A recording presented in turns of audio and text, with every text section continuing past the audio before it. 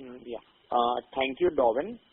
Good evening, everyone, and welcome to the Q4 FY2024 earnings conference call for IDFC First Bank.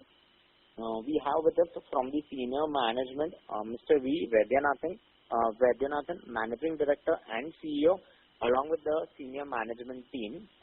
So, without further delay, I would now like to hand over the floor to the management. Thank you, and over to you, sir. Good evening, everybody. Thank you very much for joining us this evening. This is Vaidyanathan here. Good evening, everyone. I'm Sudhanshu Jain. Good evening, everyone. This is Saptarshi Dapari. Hello, everyone. Good evening. And between the three of us, we'll be able to take you through the key points about our bank and, more importantly, the outlook for the next few years. Now, when we look at the picture, we all know that India is well placed to becoming something like a $7 trillion economy by 2031 or 2030. And we know about 66% of India's economy is the consumption, of which about 56%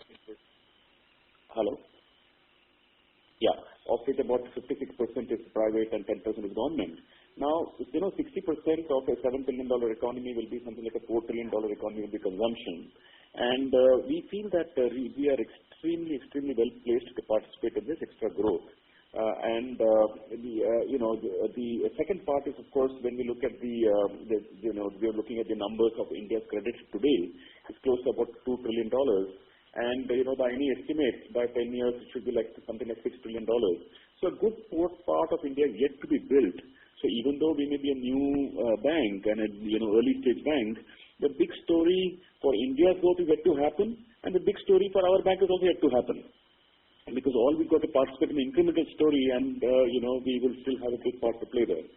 So, for example, one key change that's going to happen when this credit book for the country grows from say 2 trillion to 6 trillion. The big change compared to the past is this 4 extra trillion, which is going to come in the next 10 years, is going to come significantly from retail. It's going to come from micro enterprises, medium enterprises, small enterprises, agriculture, rural India. This is one big area waiting to open up over the next 10 years. And therefore, this opens up a very big opportunity for us. Now, because something's an opportunity doesn't mean that we will get it. There's no natural, there has to be a reason why we will be best placed to get that opportunity. So today I'll spend a few minutes with you just sharing with you how we feel about how we are placed for that opportunity, and then of course later in the conversation we'll come back and discuss the financial results. I point this picture out over the next 5 years or so because we have completed exactly 5 years from the time the merger has happened, and therefore it's a good time to just step back and talk about the next 5 years all over again. So, or say 5 to 10 years. Now, therefore, why is it that we are well placed? Now, one of the biggest things to be able to grow and participate in this new big growth that's coming up on all the sectors we talked about is basically deposits. We really feel that it's not today, not because we've been successful in deposits, so we're not, building the story around it today. From day one, that is in December of 2018 or March 2019, we have been maintaining only one line, that the bank has to really crack liabilities, has to crack deposits. If we solve for deposits, frankly, on the asset side, we really have a good machine, which is really tested now for 14 years. We get a good NIM, we get a good margin, we make a return on equity of over 20% in that. So really, assets is not a problem. We'll talk about that in a moment. Let me come back to deposits. On the deposit side, our deposits today is close to about total deposits about 2 lakh crores. Out of that, about 6,000 crores is certificate of deposit. So you can say customer deposits is like 1,93,000 crores. Now that is like not even 1% of the Indian banking system deposits, which is like 212 lakh crores. 1%. We are just 1%. Just put it in context. Now, because you're one doesn't mean you're going to grow. What is the reason again? The reason is that we have built a good brand, And brand attracts deposits. This is one really big achievement our bank has had over the last few years. The brand is seen, let me say, in the as a really high quality brand, seen as an institution. And if it's seen as an institution, it automatically has some amount of, people get a sense of safety, security, comfort about dealing with the brand. Second thing is that as a bank, we have focused upon building really fantastic products. Now, our GOP banking is one way of expressing when we say that, we mean to give customers, we don't want to touch the customer's pocket, for this reason or that. When we charge a lot of fees to customers, then it is always a tempting for any bank to say, okay, I'm charging 2 rupees per, for a particular transaction, let me make it 2.5, and the bank books a lot of fee income. So we charge 0. So there can be no temptation for product managers to, there's no opportunity for in product managers to just touch it by this combination or that combination. This option doesn't exist. So therefore, when we make fee income, we make it a truly clean way. We sell a particular product. We sell, for example, credit cards. We say, okay, put a photograph on the card and pay me a fee of 500 rupees. Or we sell a wealth management service and specifically charge customers fees for a particular service given.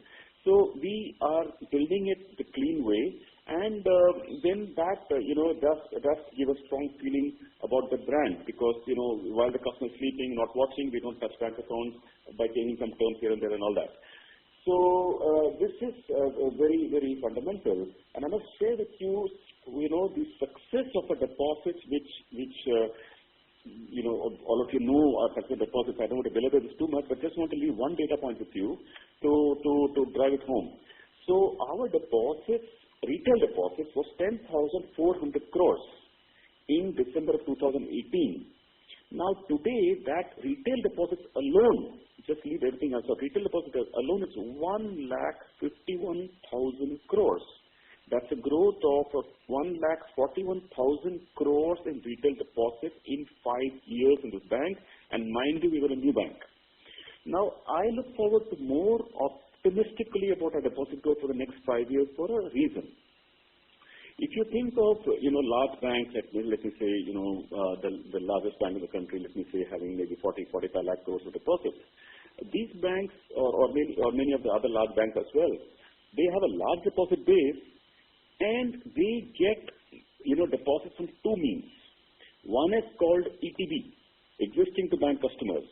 So here, if you have a large deposit base of say 40 lakh crores, you credit interest to those customers straight away up 5% in a year.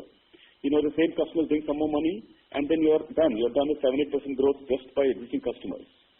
The second engine to fly on is new to bank customers, where you've got to bring customers from outside into a bank.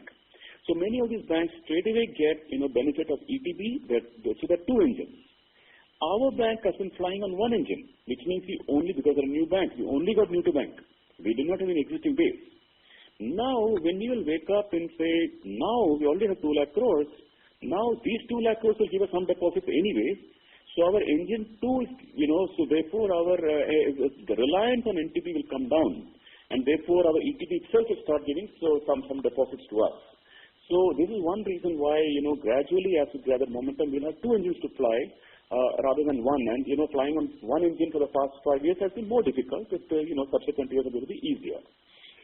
So this is one reason that makes us very confident. Therefore, we have already put out a guidance that we will be, this 1.5 lakh crore of retail is totally about 2 lakh crore of total money, 1,93,000 of retail of the total deposits. We have guided that this will be 6 lakh crores in 5 years. Let me tell you pretty straight and honest that we don't see a risk to this at all. We believe it will be achieved, and we don't need to go crazy on interest rates, anything like that. Just normal interest rate what we're doing today. Probably it can even drop it over time, but still this 6 lakh crores we feel is very achievable for the reason I described to you.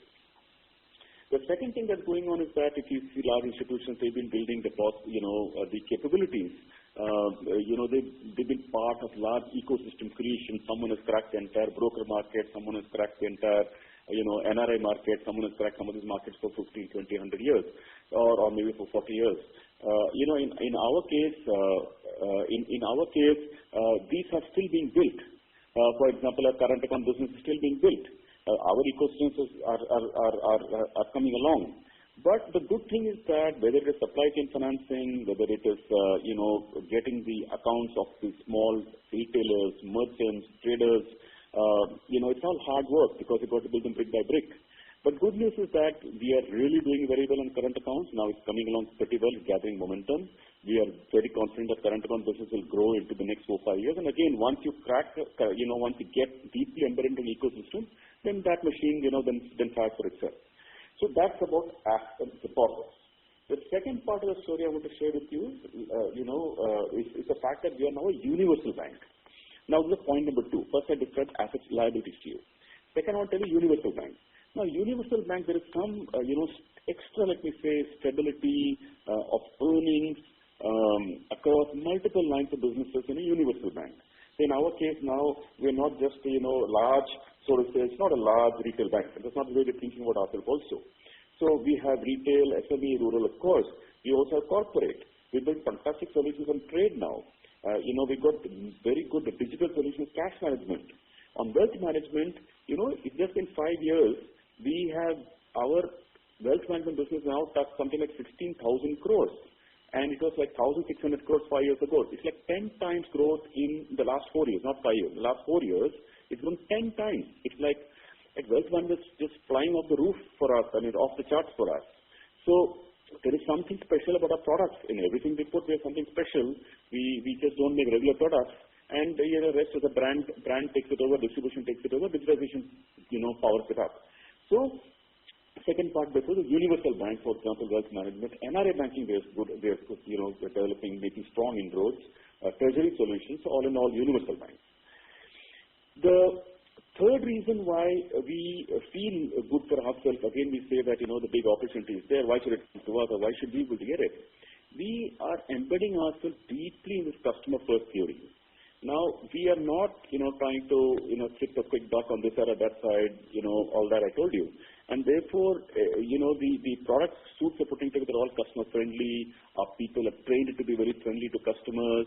We really take a dim view. People are found to be rude, or, they write, stupid, circular mails to customers. If customer writes an email, we write back an email, with a holding message, not responding for 2 to 3 days. We kind of look at those practices and we say, look, this is bad. We keep improving every single day. We found that our access was not up to the mark.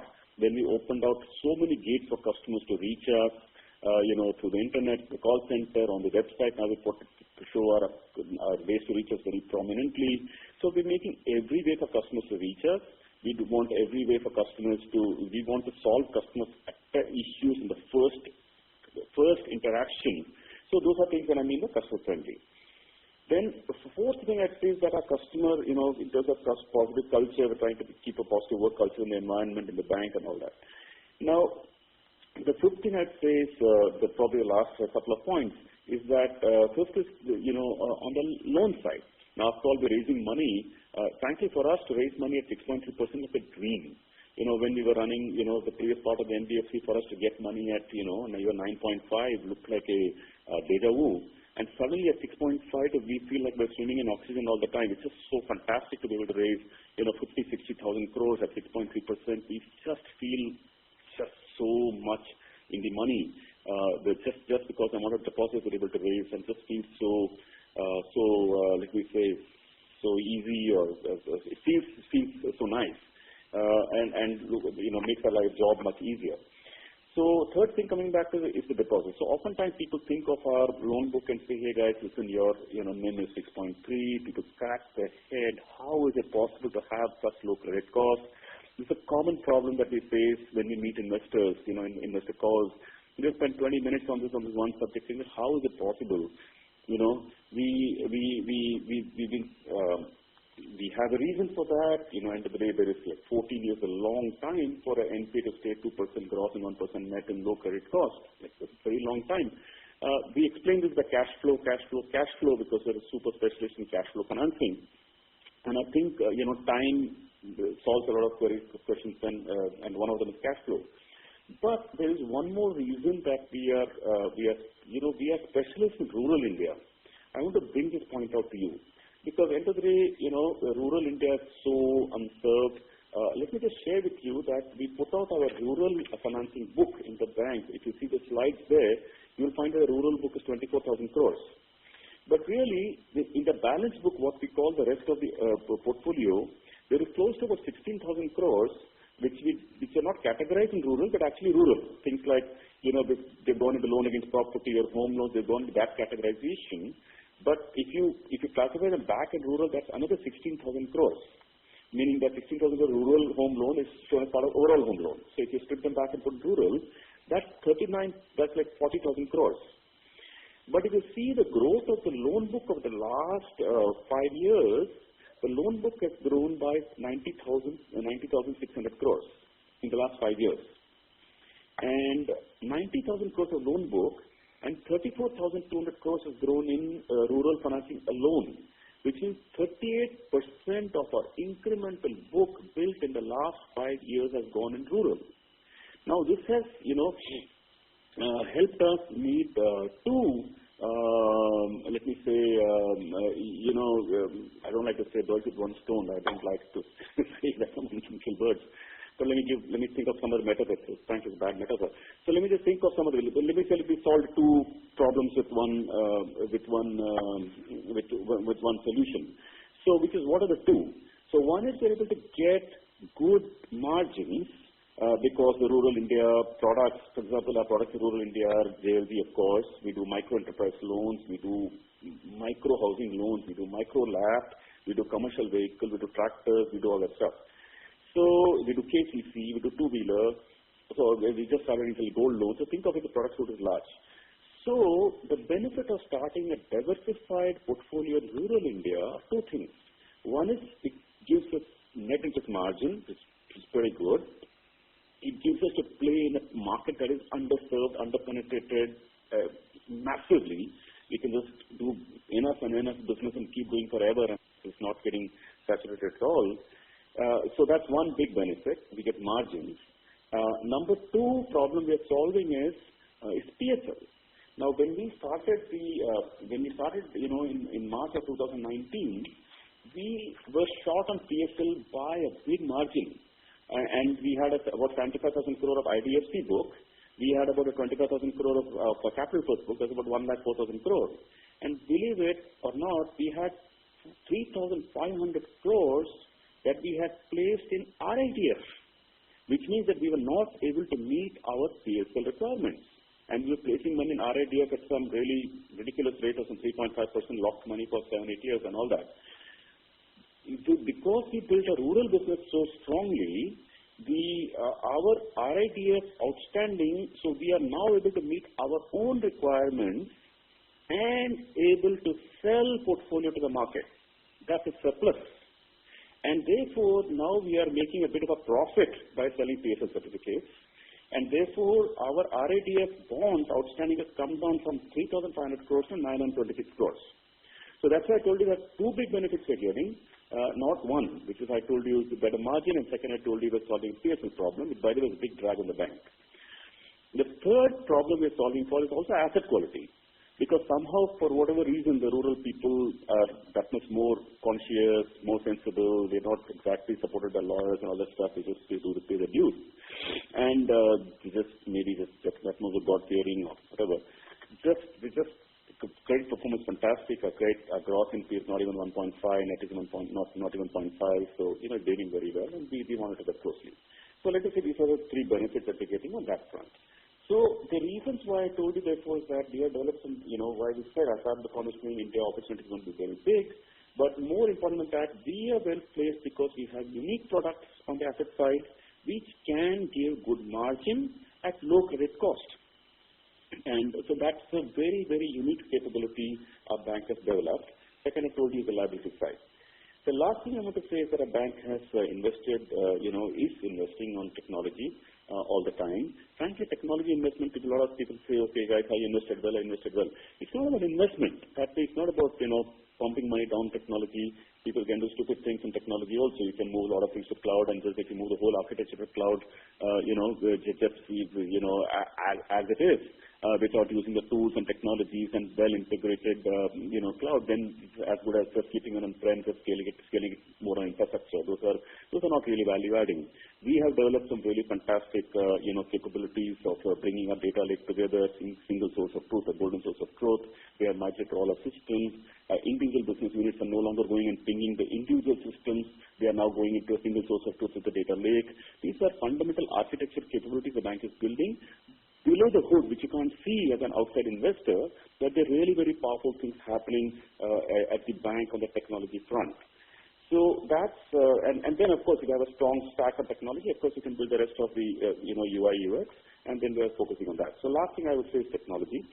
And of course, finally, to have be profitable is a very big plus, because frankly, when we're posting losses for 2019, 2020, if you met depositors, of course, I must say that people were still good to us and gave us a lot of deposits, but it's still a little bit back against the wall when they're raising deposits. The bank is posting losses, so it was hard.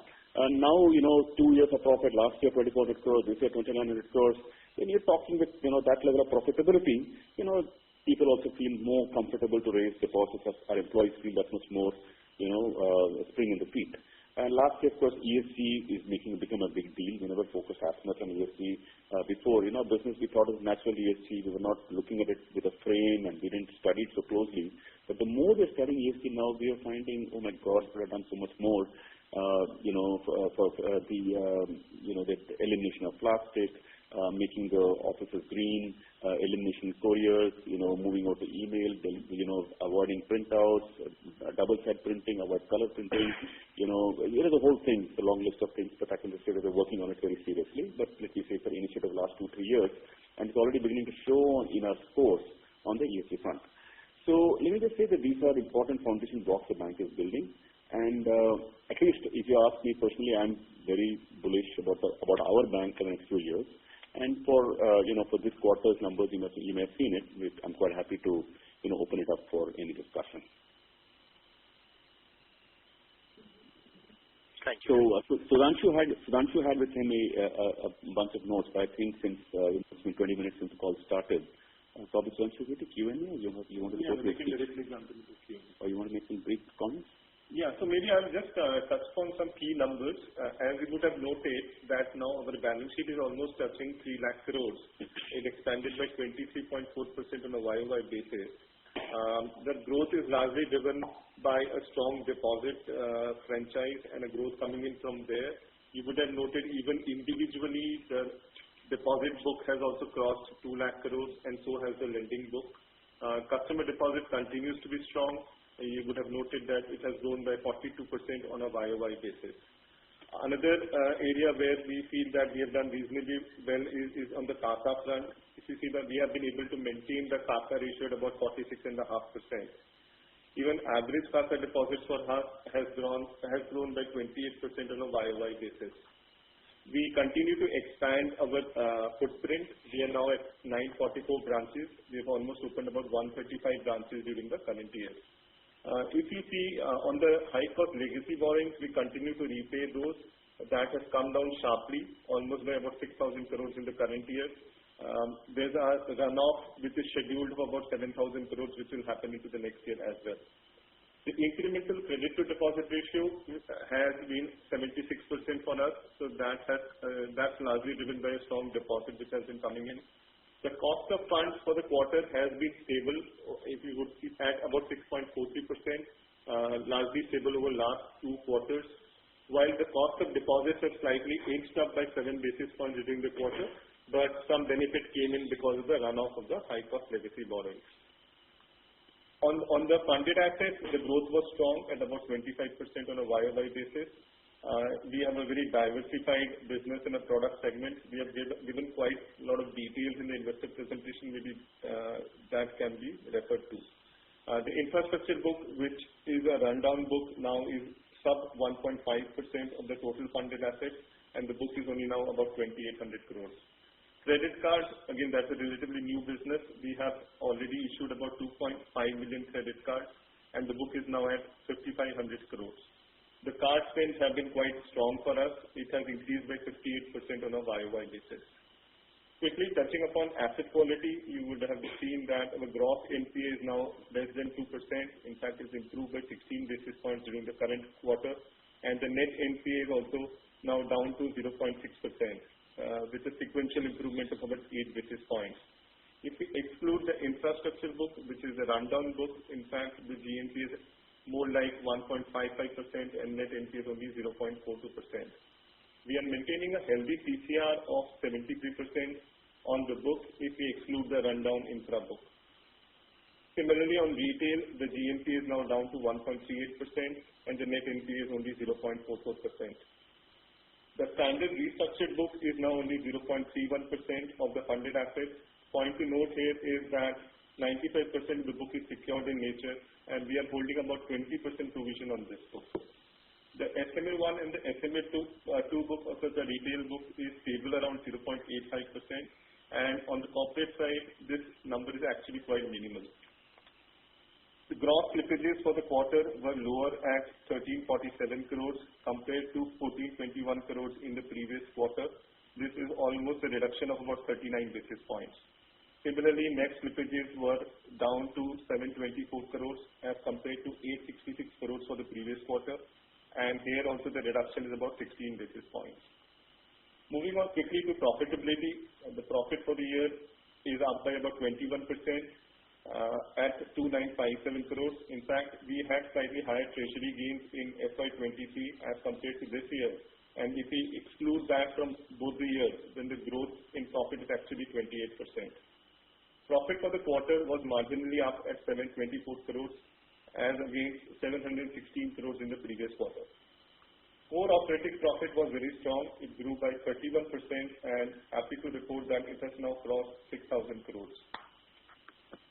The net interest income has grown by 30% on a YOY basis. The net interest margin on an AUM has improved by 31 basis points during the year. Fee income also had a tremendous growth that increased by about 40% on a YOY basis, and large part of this was retail-led, which you would have seen from the presentation that almost 93% is retail. Operating expenses increased by 33% on a YOY basis. The increase was, I would say, across employee expenses due to business volumes, due to branch expansions, increase in some tax expenses, and so on. Credit cost as a percentage of funded assets was at 1.32% for FY24. We saw some normalization during the course of the year, and this was around 1.5% for Q4 FY24. Moving on to the last section, which is capital adequacy. The capital adequacy stands at 16.11% for us, vis-a-vis CET1, with CET1 ratio at 13.36%. During the year, because the RBI had increased certain risk weights, we had an impact about 100 basis points on the overall capital and about 82 basis points in CET1. LCR was strong at 118% at March end, and we continue to maintain healthy levels around LCR. With this, I have covered broad numbers for the quarter and for the year, and we can move to the Q&A. Good. We have good 30 minutes spent for Q&A, so please make yourself comfortable. And feel free to ask us really anything you feel like at this stage. Thank you very much. We will now begin the question and answer session. Anyone who wishes to ask a question may press star and 1 on their touchtone telephone. If you wish to withdraw yourself from the question queue, you may press star and 2. Participants are requested to please use handsets while asking a question. Ladies and gentlemen, we will wait for a moment while the question queue assembles.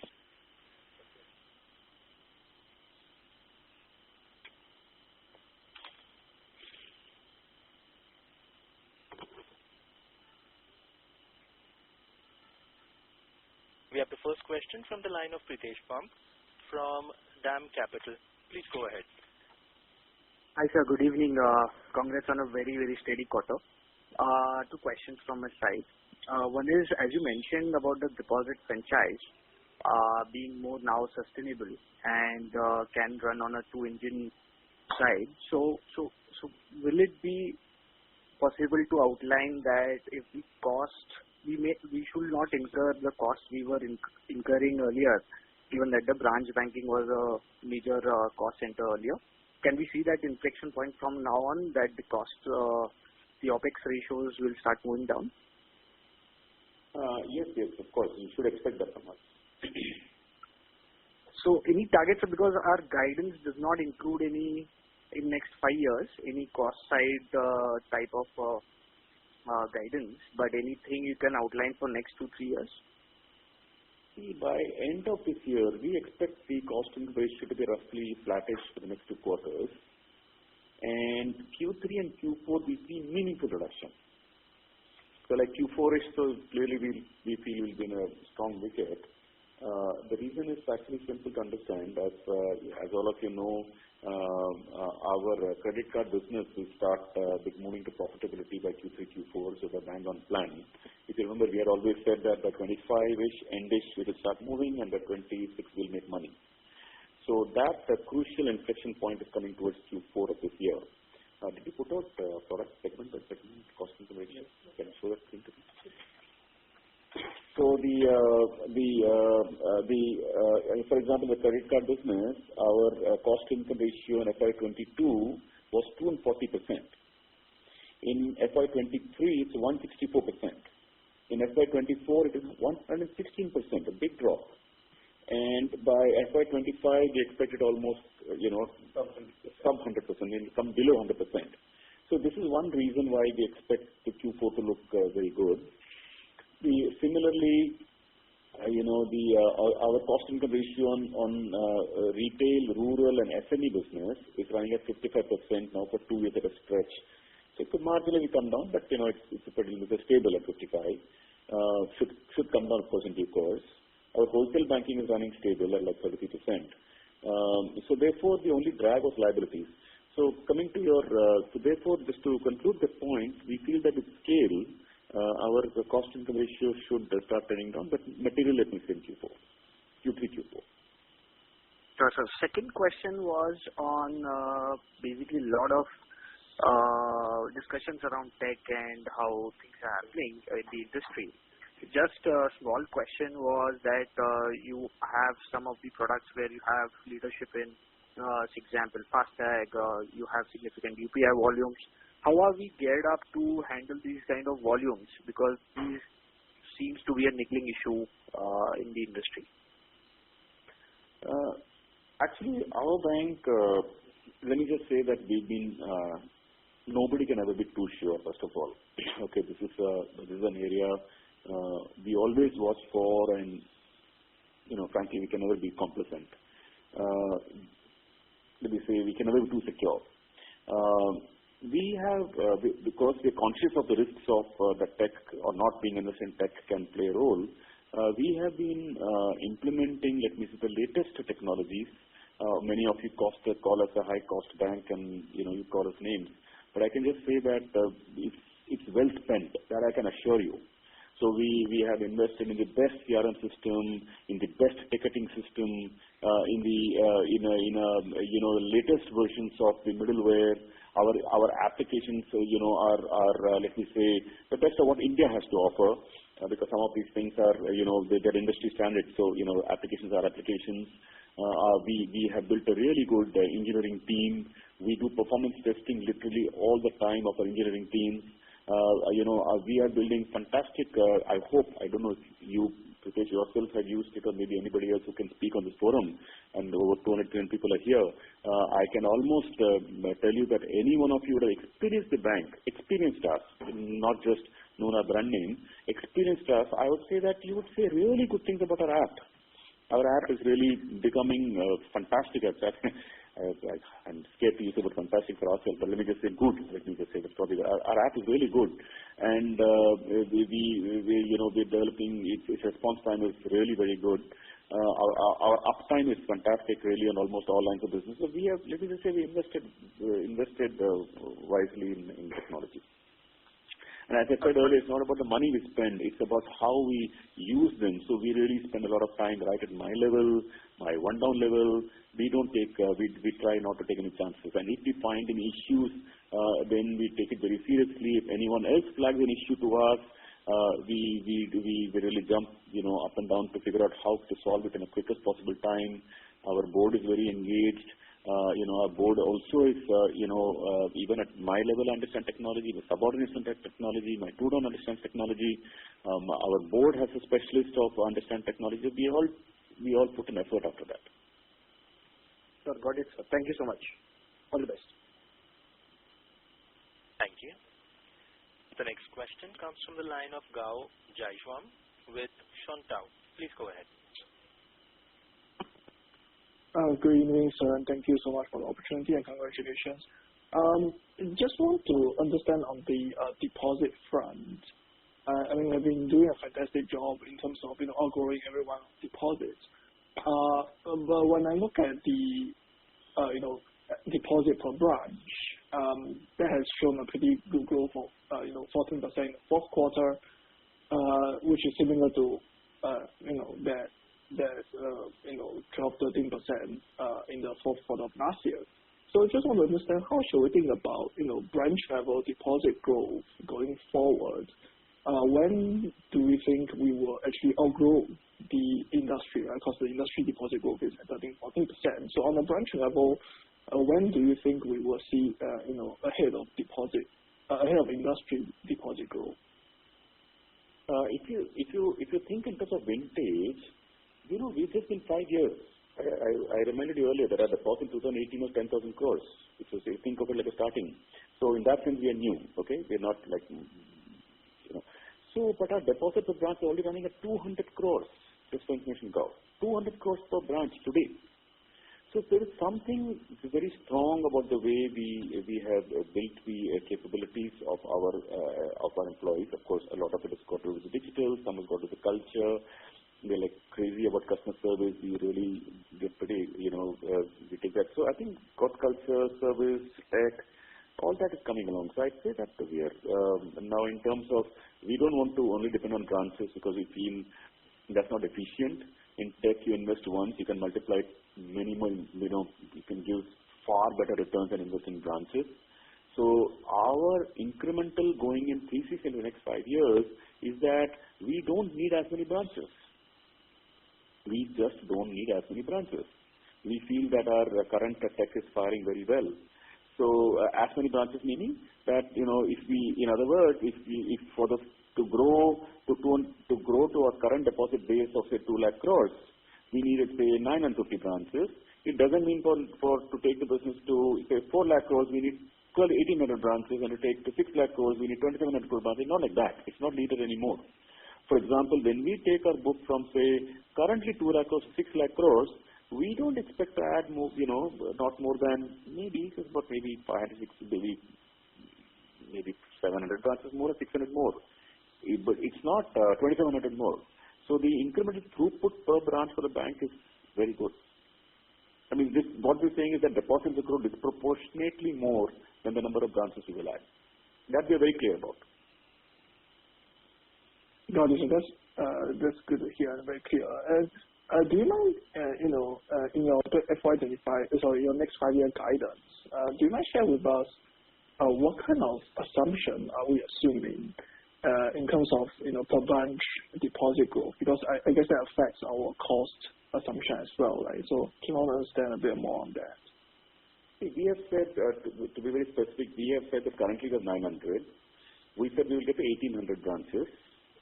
That is 2x. That is 900 more for 4 lakh crores of deposits. Today we are 2 lakh crore. We're going to say we're going to add 4 lakh crore of deposits by adding just 900 crores more. So which means that our branch productivity is going to double on our incremental branches. That's briefly the way we're thinking about it. Frankly, we feel internally we are feeling very confident about this.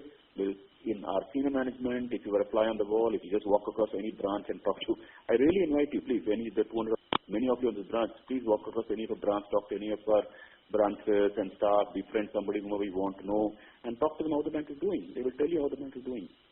The feeling is very, very nice within the bank. Got it, sir. And last one is on the credit cost. how should we think about the credit cost going forward? Obviously, we are kind of normalizing back slowly, right, from a very depressed level, similar to the industry. So do you think this process continues smoothly in the next year, or how should we think about this year? The credit cost is a direct benchmark of what happens, that the input parameters that flow into that become a credit cost, like how the Fed funds are, collection efficiency, etc., that lead to it. Now, we are finding very stable performance on our books. We feel that our credit cost for the next year could be, currently it's about 1.3. As it normalizes, we expect about 1.65 or so next year. But it's likely to be more, front-ended for a reason I'll describe later if we have time. But we feel Q3, Q4 credit cost we expect to be quite low. And think of it like almost a flat line also the next year. But think of it like a 1.65% next year. Got it. And our fourth quarter credit cost per your calculations, please.